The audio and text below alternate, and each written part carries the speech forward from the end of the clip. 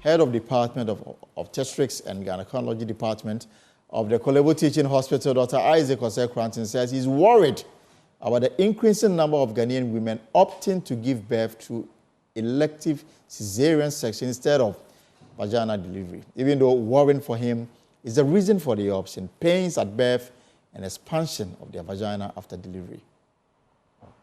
A trend is coming up where our women, for some reason, they want to be delivered by cesarean section without going into labor. I think it's a very dangerous trend. It's a dangerous trend in that, by the grace of God, cesarean section is very safe nowadays. I mean, compared to part when Julius Caesar and co were living. Now it's safe. But every surgery has a risk. So going for something the natural means is by vaginal delivery.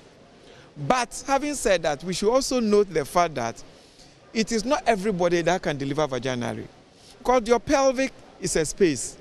And what is coming through the pelvis should be able to go through the safely. So when there's a reason why the baby's head is bigger than the pelvis, the baby can be there for years, it will never come. It will kill the mother and kill the baby. The reason why women are opting for elective cesarean section without going through labor is the fear of the pain, basically. Most women think they can't stand the labor pain. And of course, my wife has gone through cesarean section, she has gone through labor pain. I cannot tell you labor pain is not pleasant. I sat with my wife throughout the labor. But the good news about labor pain is it's not continuous. It gives you breaks in between. So you have the contraction, you have a pain, it will give you about 5 minutes break, then you rest. Then it will come again about 30 seconds, it will give you break. And when the baby comes out, you are free forever. So one of the reasons why women are doing that is basically because of the fear of the labor pain. And secondly, some also think, very few of them think that when the baby is big, it passes through that introitus. Introitus will become large and they can't tighten it again. So they want the introitus to remain tightened. That's why some of the reasons people give. But those who give that reason is not a lot, Thank you, sir.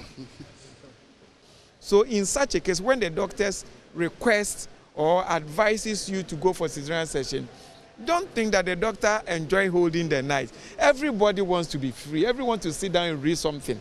But for me to spend time to go to theater, cut and suture and stand on my feet, it's not too pleasant. But because that is safer for you in that case, for instance, if you have high blood pressure, the only cure, high blood pressure due to pregnancy, the only cure is delivery. And the earlier you deliver, the better. If you wait. Right, so let's get some perspective on this matter briefly. And then Dr. Osei Koranteng joins me via Zoom. Doctor, good afternoon and welcome to the poll. So educate me.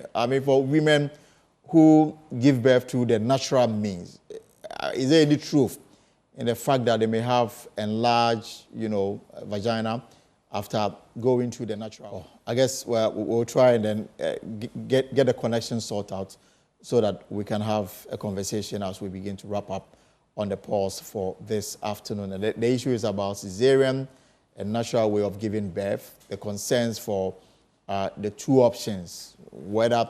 hear me now? Yes, I can hear you, Doctor. So my question still stands. Okay. Is there any truth in the fact that after going to the natural way, the woman enlarges the private part? It's not totally true in the sense that the introitus is very expansile. It can expand to any level. Looking at the head of the baby, which is able to go through, tells you how expansile the introitus is.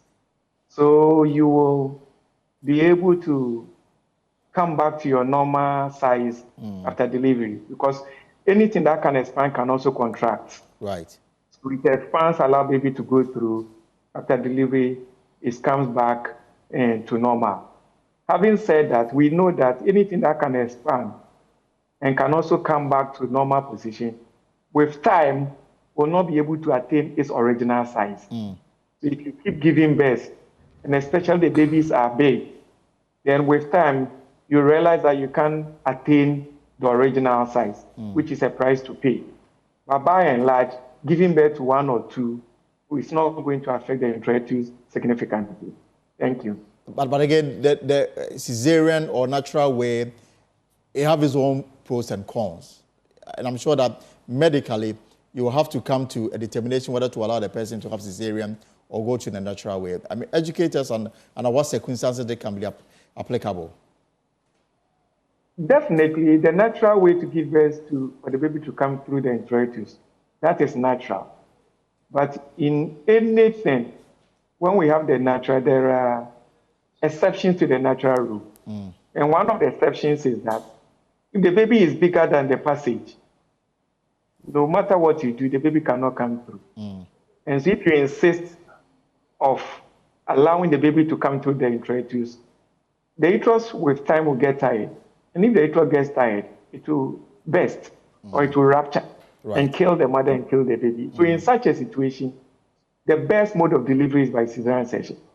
And there are other conditions that, for example, the baby is not coming with the head, but the baby is lying across the mother. It's like forming a cross. Right. So the baby cannot come through. In such a case, cesarean section is the best. If there are scars on the uterus, and allowing the uterus to expand and contract is going to allow the scar to give way and rupture, then of course, that is why when you have 2 cesarean sections, it is advisable to have all the remaining deliveries through cesarean section because that scar is weak and it can rupture. So there are reasons why we allow for cesarean sections. And those reasons are important reasons, and they are reasons whereby if we don't allow for cesarean section and you allow vaginal, there may be consequences either to the mother or to the baby. For instance, the baby is not breathing well in the womb, and the labor is not advanced for the baby to come out within the next minutes to an hour. You have about 4 hours. A baby who is struggling, who is gasping for breath in the womb, if you allow such a baby to stay, obviously by the time it's time for the baby to come out, the baby would have died. So when we diagnose such a thing during labor, we call it fetal distress. We definitely advise you to allow us to take the baby out so that the baby can breathe fresh air or be resuscitated by the experts for the baby to live. So these are some of the reasons why we do cesarean section, but there are a lot. I mean, they are uncountable. Right. But Dr. Koranteng, so therefore, that will be my final question. Will you advise that when pregnant women get to that stage, they should allow the professionals to give the final decision on this, rather than them having an option as to how I want my baby to come out? Definitely. That is why we go to school. We go to school to learn and to understand the pathophysiology of the things that we do. And I keep telling people, if I assess you and I think that it's not advisable to deliver vaginally, I can't force you. If you disregard my advice and you opt for vaginal delivery, sadly, we've had people losing their babies by not paying heed to the doctor's advice. That's why we need time to explain. And we need time to educate the women why we do cesarean section. Some even for religious purposes. A long time ago, a patient came in labor, referred from elsewhere, and said that the pastor has said that he should not go under the knife. And the indication for the reason why she had to go under the knife was that the baby was in fetal distress and imminent fetal demise was about to happen.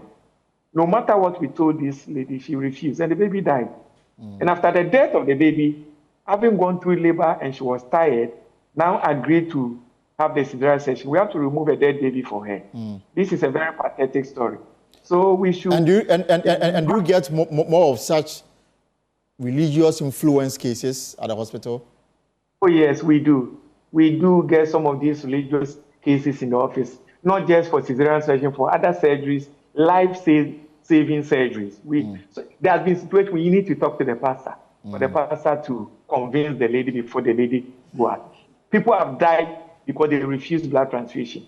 I mean, every year, including this year, people have died where the only way out for them to live is to get blood. Their age be 3 point something. Means that it was God who was sustaining them at that time. But they still refused the blood transfusion till they died. Because the pastor says so. Yes, because their religious belief will not allow them to take blood. And sometimes the pastor said they shouldn't go for the surgery. So on one or two occasions, we need to call the pastor, explain everything to the pastor. Once the pastor talks to them, they agree. So it's a big issue. Cultural beliefs and religious beliefs have really affected our health delivery in this country. All right. Thank you so much for your time, Dr. Koranteng. Welcome. Thank you so much. So that's our show, folks. For more stories, log on to our website, myjoyonline.com, stories on myjoyonline.com. Stream calls for Commission of Inquiry into allegation against the Attorney General. We are not talking about guinea fowl projects, but projects that will move the country forward. That's Dr. Mamadou Bawumia. You see him and the NDC flyway, John Dramani Mahama, at the CEO's Summit.